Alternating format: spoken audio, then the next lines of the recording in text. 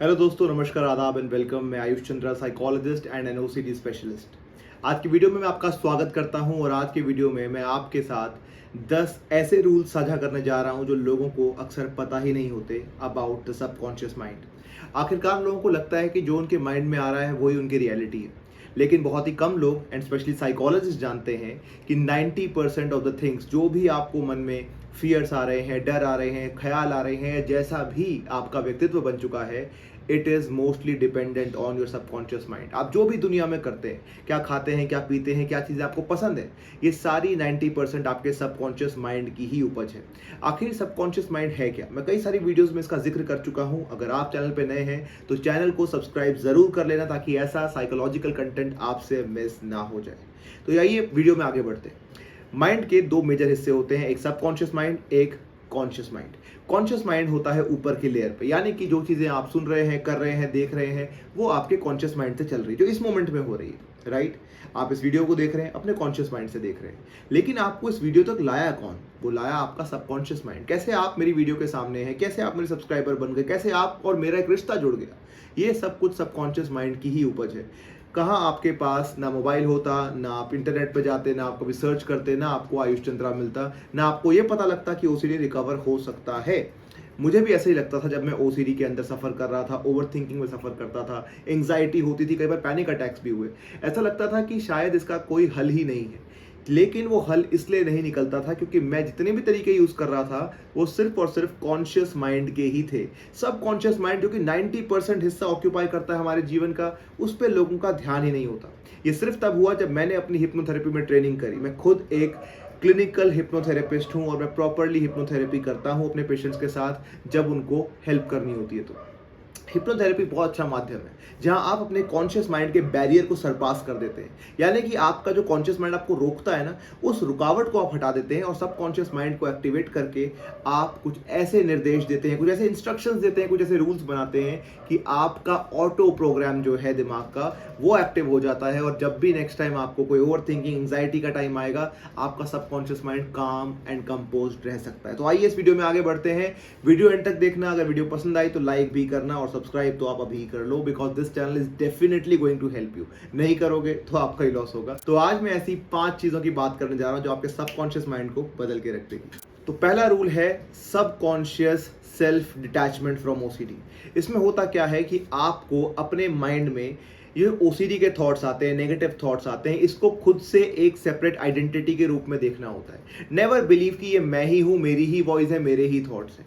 आप इसको 2 तरीके से कर सकते हैं। सबसे इजीएस्ट तरीका जो मैं बच्चों को भी सिखाता हूं, जो आप अभी से कर सकते हैं, वो ये है कि एक कॉपी, एक पेन, एक पेपर उठाइए, उसके ऊपर 2 चीजें बनाइए। एक साइड आप एक फिगर ड्रॉ करिए, उस पर अपना नाम लिखिए। फॉर एग्जाम्पल मैंने एक साइड पे एक आकृति बनाई, उस पर लिखा आयुष, और एक साइड पे एक छोटी सी फनी सी आकृति बनाई, उस पर लिखा चिंटू ओसीडी।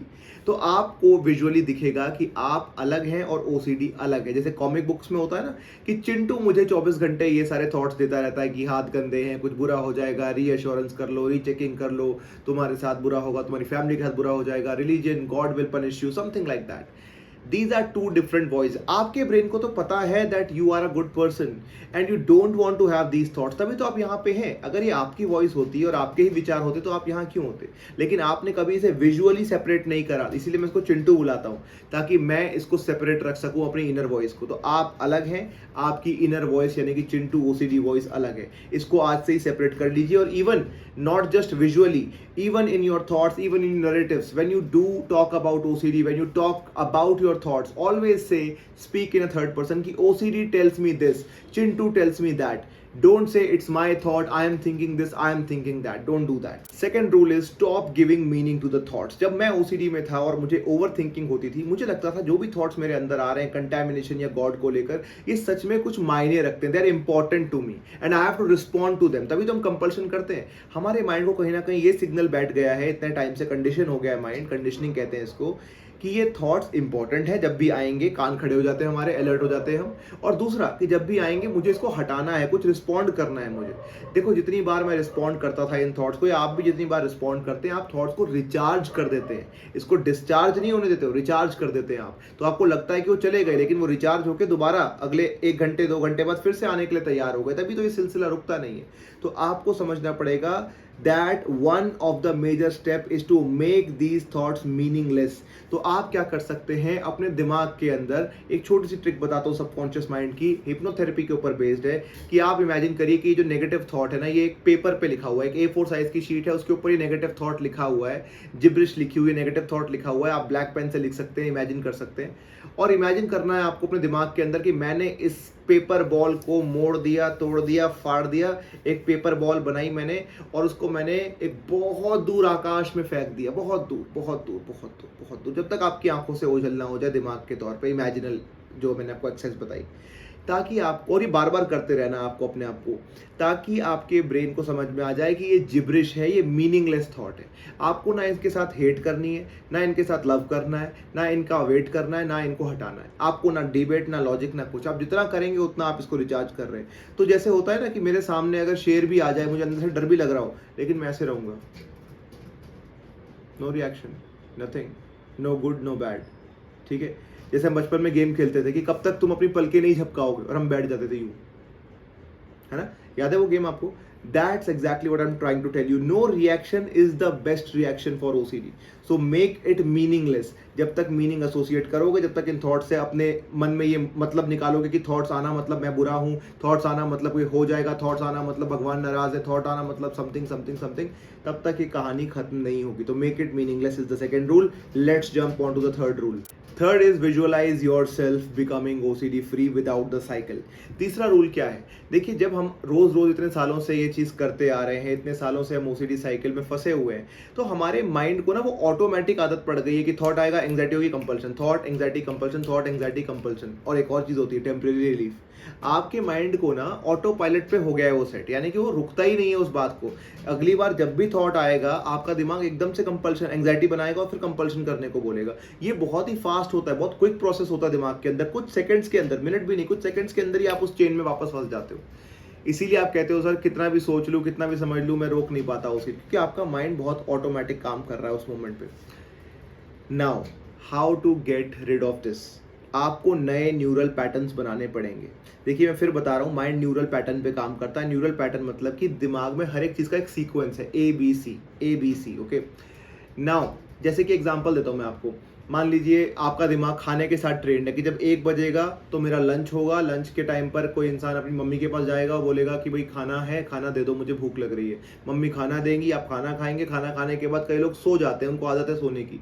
तो ये सीक्वेंस बना हुआ है कि 1 बजे का टाइम, मम्मी से खाना मांगना, खाना खाना और सोना। ये सोचने की भी जरूरत नहीं पड़ती, टक टक टक टक हो जाता है। ABCD एक सीक्वेंस में होता रहता है रोज, आप रियलाइज भी नहीं करते हो, ठीक है। नाउ अब आपको समझाना चाहता हूं मैं कि सीक्वेंस को तोड़ना तब तक मुश्किल है जब तक नया सीक्वेंस आपके ब्रेन को पता नहीं चल जाता। और नया सीक्वेंस कैसे पता लगेगा? देखिए, इसका सबसे इजी तरीका होता है विजुअलाइजेशन। पूरी दुनिया इसके बारे में बात कर रही है, लेकिन आप अभी तक इसका यूज ही नहीं कर पा रहे हो। मैंने कितनी वीडियो में समझाने की कोशिश करी, मैंने कितनी बार आप लोगों को बोला प्लीज सीखो इस बात को। इसीलिए मैं कहता हूँ नोटिफिकेशन बेल दबाया करो। कई बार मैं आए दिन के दौरान, क्योंकि मेरा कोई खास टाइम नहीं है, यूजुअली मैं 9 PM को रात को वीडियो अपलोड करता हूँ, लेकिन मैं दिन में शॉर्ट्स एंड रील्स डालता रहता हूँ 24 घंटे, ताकि आपको एक कांस्टेंट पावर मिलती रहे।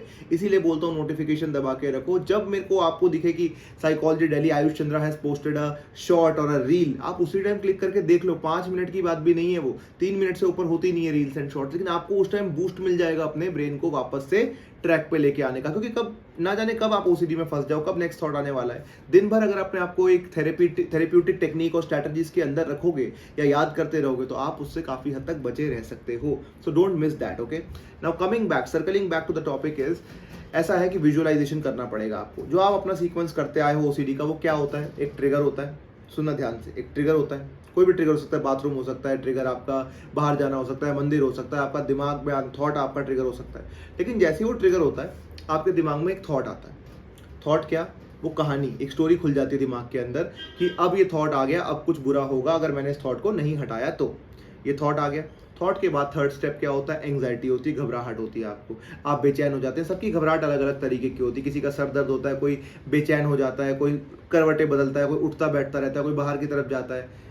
अलग अलग तरीके की एंग्जाइटी होती है, अनइजीनेस होती है, डिस्गस्ट भी आ सकती है, इसमें इरिटेशन भी आ सकती है। कभी कभी आप लोग कहते हो सर एंग्जाइटी नहीं होती। एंग्जाइटी नहीं, डिस्गस्ट, गिल्ट, इरिटेशन, ये सब कुछ फॉर्म ऑफ एंग्जाइटी ही होता है for us as a psychologist. इसको हम एंग्जाइटी कहते हैं।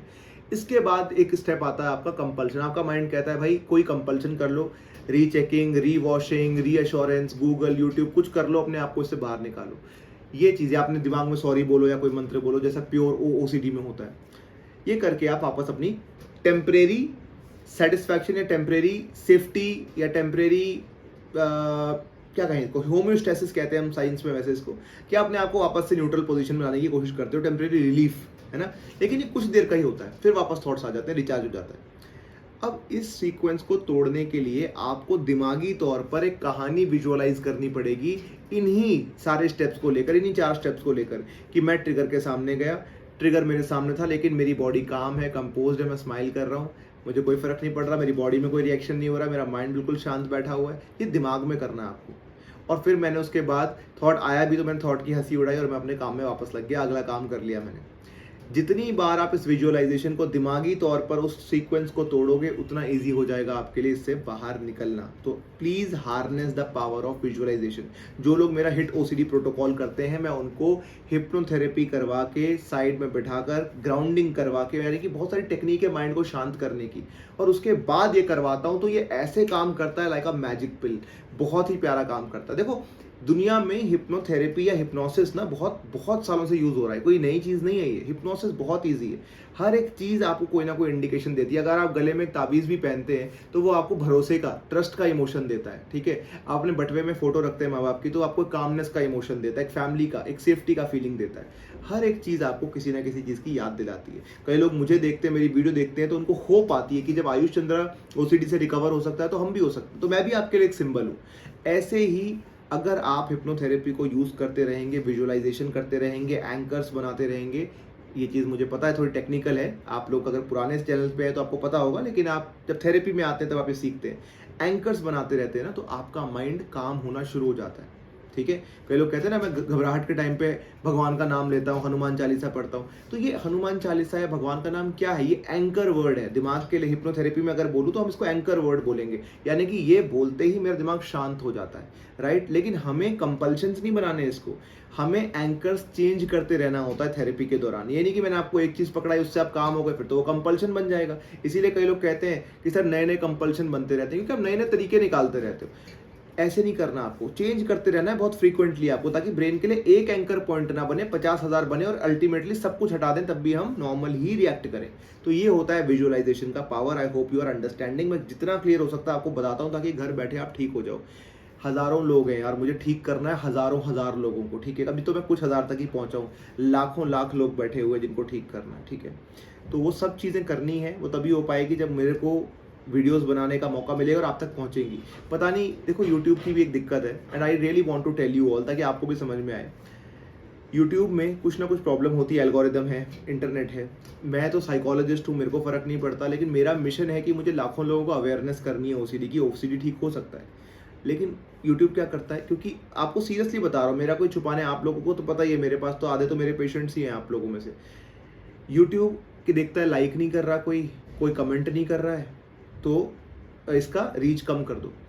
देखो ऐसा है, एंटरटेनिंग कंटेंट तो है नहीं ये है थेरेप्यूटिक कंटेंट, यानी कि मैं आपको एज अ साइकोलॉजिस्ट ट्रीट करने के लिए कोशिश कर रहा हूँ, ठीक है। मुझे पता है कि ट्रीटमेंट वीडियोस पे लाइक करने का इतना कोई खास मोटिवेशन नहीं होता। अभी आप कोई चीज़ फनी देखेंगे, आपका मन करेगा लाइक कर देता हूँ, ठीक है। कोई आप और चीज़ देखेंगे, आप उसको लाइक या जो भी करते कमेंट कर देंगे, बड़ी फनी थी रील, या बड़ा अच्छा लगा देख कर, या मूवी है तो आप लिख देंगे मुझे शाहरुख खान बड़ा पसंद है, मेरा फेवरेट एक्टर है। ऐसे वीडियोस पे कमेंट और लाइक नहीं करते हैं लोग, इसीलिए मैं आपको बोलता हूँ, क्योंकि कमेंट और लाइक, देखो हो सकता है मैं भी ना करता, ठीक है। मुझे भी नहीं पता था, मेरे को यूट्यूब वगैरह नहीं पता कि क्या है ये चीज़, लेकिन मैं अगर लाइक और कमेंट नहीं करता तो मुझे लगता है टाइम लगेगा। कौन, मैंने सीख तो लिया ना आयुष सर से अब क्या करना, लाइक और कमेंट। आपको नहीं पता, जितना आप परेशान हो, जितना आपको खुशी हो रही है ना मेरी वीडियो देख के, समझ में आ रहा है कि अच्छा मैं कल से यूज़ कर सकता हूँ। हज़ारों भाई बहन बैठे हैं आपके, लाखों भाई बहन बैठे हैं आपके जो ओसीडी से पीड़ित हैं दुनिया भर में। तो मैं यही बता रहा था आपको। खैर इतनी लंबी बात इस पे करने की ज़रूरत नहीं है, जो समझेंगे वो समझेंगे। तो ये जो हज़ारों लोग हमारे आसपास जूझ रहे हैं ना, हम जब रोते हैं, बिलखते हैं अपने ओसीडी थॉट्स के अंदर, मैं भी ये करता था। मैं आज साइकोलॉजिस्ट क्यों बना? मैं इसलिए बना क्योंकि मैंने वो पीड़ा देखी है। तो मैंने तो अपना मकसद ये बनाया कि मुझे ओसीडी स्पेशलिस्ट ही बनना है, मुझे लोगों को ओसीडी से ही बाहर निकालना है। तो मैंने तो अपना मकसद कर दिया पूरा, सालों साल की मेहनत करी अपनी इसके अंदर। आप क्या कर सकते हैं? देखिए, एक ना साइकोलॉजी में, मेंटल हेल्थ में एक चीज़ होती है सोशल कंट्रीब्यूशन, जिससे हमारे खुद के न्यूरॉन्स रिचार्ज होते हैं। और इसका आपको साइंस भी बता देता हूँ। जब भी हम ह्यूमन बीइंग, हम आपने शायद स्कूल में पढ़ा होगा कि ह्यूमंस आर सोशल एनिमल, हम सामाजिक जानवर हैं। हमारे ह्यूमंस का, इंसानी जीवन का, मनुष्यों का ऐसे विकास हुआ है कि अगर हम दूसरों की हेल्प करते हैं किसी भी फॉर्म में, जरूरी नहीं कि पैसे देकर, कुछ भी हेल्प करते हैं हम किसी की, तो उससे हमारे ब्रेन का डोपामिन, सीरोटोनिन बढ़ता है। ठीक है, तो तभी मैं आपको कहता हूँ, जब आप किसी कंट्रीब्यूशन, जैसे ये एक मेरा मिशन है कि मुझे लाखों लोगों तक रीच करना है, उनको ठीक करना है। आप उन लाखों में एक हैं। अगर आप और ज़्यादा आगे प्रमोट करेंगे, लोगों तक पहुंचाएंगे लाइक या कमेंट करके, तो आप भी उसमें शामिल हो जाएंगे। तो फील प्राउड अबाउट इट। या तो मैं तो कहता हूँ मेरे लिए भी मत लिखो कि मैं अच्छी वीडियो बना रहा हूँ या वीडियो अच्छी है, नहीं, मत लिखो। आप किसी के लिए एक अच्छा कमेंट डाल के जाओ कि अगर कोई भी इंसान इस कमेंट को पढ़ रहा है और वो ओसीडी से पीड़ित है, I am with you brother, I am with you sister, we will get better. हम इससे बाहर निकलेंगे एक दिन, ये चीज़ अंत होगी, क्योंकि सालों साल से साइकोलॉजिस्ट ने साइकोथेरेपी बनाई है इससे बाहर निकलने के लिए। मत निराश हो, कुछ भी डालो यार, कोई पढ़कर आपका कमेंट खुश हो जाए, उससे बढ़िया क्या चाहिए आपको। और अगर आप किसी का कमेंट पढ़ रहे हो तो लाइक करना उस कमेंट को, ताकि उस इंसान को समझ में आए कि उसके कमेंट की वैल्यू करी है आपने। ये कम्युनिटी, हम बहुत करोड़, हम दुनिया की बहुत 5% पॉपुलेशन है हम ओसीडी दुनिया की, तो हमें एक दूसरे का साथ देना पड़ेगा ना। हम आपस में क्या बैर करें या छुपाएं इन्फॉर्मेशन, क्या है। ये चाहता तो मैं ये इन्फॉर्मेशन नहीं देता आपको, इसके लिए तो चार्ज करते हैं ना हम लोग, इसके लिए तो हम क्लिनिक में आते हैं, लोग पेशेंट अपॉइंटमेंट लेते हैं, सब कुछ करते हैं। लेकिन मैं चाहता हूं कि जो लोग नहीं कर पा रहे हैं वो घर बैठे भी ठीक हो जाएं। That is what my intention is. तो मैं बस बताना चाहता था, थोड़ा सा टॉपिक से भटक गए, but this is my life and I want you also to understand it कि जब दूसरों की मदद करोगे तो तुम्हारी भी दिमाग में सीरोटोनिन एंड डोपामिन बनेगा। So coming back to the topic, ये विजुअलाइजेशन वाला जरूर यूज करना। फिर आता है anchor with calmness, fourth step. Fourth step में एंकर विद कामनेस का मतलब, मैंने अभी आपको थोड़ी देर पहले एंकर के बारे में बताया था। देखो, एंकर का ना एक वर्ड होता है, कोई भी एंकर वर्ड आप रख सकते हैं। देखो, मैं बहुत सिंपल एक्सरसाइज बताता हूँ। जैसे आप ओसीडी ट्रिगर के सामने जाते हैं, आपको घबराहट होती है, ठीक है, तो ओसीडी ट्रिगर और घबराहट का रिएक्शन जुड़ गया है आपस में। लेकिन ऐसी कई चीज़ें हैं, आपको एक बात बता दो सिंपल सी, अगर आप अपनी लास्ट बर्थडे को याद करें या किसी अच्छे व्यक्ति को याद करें, आपको स्माइल आती है ना चेहरे पे, अच्छा लगता है ना, कि सुकून सा मिलता है। बचपन की यादें लाते हैं तो सुकून मिलता है। आप क्या करें, आप किसी भी ऐसे ट्रिगर के सामने खड़े हो जाएं। पहले मान लीजिए टॉयलेट पॉट या कोई भी चीज़ मेरा ट्रिगर है, मैं उसके सामने खड़ा हो गया। अब मैंने आंखें बंद करके अपने माइंड में वो चीज़ सोची जहाँ से मुझे कामनेस मिलती थी। मान लो बचपन की कोई याद, नानी के साथ बिताए हुए किस्से, दादी के साथ सुनी हुई कहानियाँ, कोई सुकून का पल। जब मैं उसको दिमागी तौर पे याद करूँगा तो मेरे को क्या आएगी, स्माइल आएगी, सुकून आएगा, रिलैक्सेशन की फीलिंग मेरे अंदर आएगी। और उसके सामने मैं अपने ट्रिगर को लेके आ रहा हूँ। तो ट्रिगर है मेरा, मान लो कोई भी चीज़, मान लो टॉयलेट मेरा ट्रिगर है, और मेरे दिमाग में मैंने कामनेस का इमोशन ले आया है और सेफ्टी का इमोशन ले आया है। अब ये दोनों को मैं लिंक कर रहा हूँ आपस में कि toilet equals to not anxiety, toilet equals to calm. और जब मैं इस चीज़ को एंकर करता रहूँगा बार बार, तो कंडीशनिंग हो जाएगी, न्यूरो हैबिचुएशन हो जाएगी, एंग्जाइटी का इमोशन हटेगा, सेफ्टी एंड कामनेस का इमोशन आएगा। साथ में एक वर्ड भी यूज़ कर सकते हैं, जैसे कि रिलैक्स, सेफ, स्माइल, ये एंकर वर्ड्स होते हैं, इनका भी इस्तेमाल आप कर सकते हैं। एंड लास्टली बोलना चाहूँगा, कलेक्ट रियल लाइफ एविडेंस। जब आप ओसीडी को एक डायरी मेंटेन कर लो और रोज रात को लिखा करो कि ओसीडी के थॉट को फॉलो करके क्या रिजल्ट मिला, मैं परेशान हुआ, ज़्यादा टाइम वेस्ट हुआ या नहीं, और जिस दिन मैंने यूज़ नहीं करा ओसीडी का थॉट, उसको मैंने सिर्फ चिंटू बोलकर हटा दिया और यूज़ नहीं करा, उस दिन मेरा दिन कैसा गया। जाते जाते मैं आपको एक और चीज़ बताता हूँ कि जो ब्रेन है ना, वो डेटा पे बहुत ज़्यादा रिलाई करता है। तो जैसे मैं आज कुछ भी चीज़ कर रहा हूँ ना, तो मेरा ब्रेन लास्ट वाले डेटा को देखेगा कि लास्ट टाइम तुमने क्या किया था, ठीक है, लास्ट टाइम तुम्हें कैसा लगा था। मान लीजिए आपने कोई डिश खाई, कोई सैंडविच खाया किसी दुकान पर और आपकी तबीयत खराब हो गई, तो लास्ट टाइम जब आप दोबारा जाओगे उस दुकान के सामने, तो आपका दिमाग, और आपको सैंडविच ऑफर करेगा कोई फ्री में भी, तो आपका दिमाग लास्ट वाला डेटा को देखेगा, लास्ट टाइम तो तबीयत खराब हो गई थी मेरी, तो वो मना कर देगा उसको। लेकिन अगर आपके पास एविडेंसेज हैं कि जब मैंने ये चीज़ करी, ओसीडी को फॉलो किया, उसके थॉट्स को माना, कंपल्शंस करे, तो मेरे को दिन खराब ही गया मेरा, मैं और उदास और गिल्ट में गया और दोबारा आ गया। और जिस दिन मैंने नहीं किया, थोड़ी देर एंग्जाइटी हुई, पर मेरे को फिर रिलैक्स लगा, लाइट लगा, टाइम भी बच गया मेरा। ऐसे करके अगर आप 21 दिन तक के एविडेंसेस कलेक्ट कर लेंगे ना, रिटन फॉर्म में, दिल से, डेली एकदम प्रोटोकॉल वाइज, तो आपके ब्रेन को ऑलरेडी ही आप उससे बाहर निकालने की शुरुआत कर देंगे घर बैठे ही। तो इतनी सारी चीज़ें मैंने आपको बताई है, यूज़ करिएगा इसको, अपने जीवन को ओसीडी फ्री बनाने के लिए आगे बढ़ाते रहिए। मिलता हूँ अगली बार। Keep beating your fears like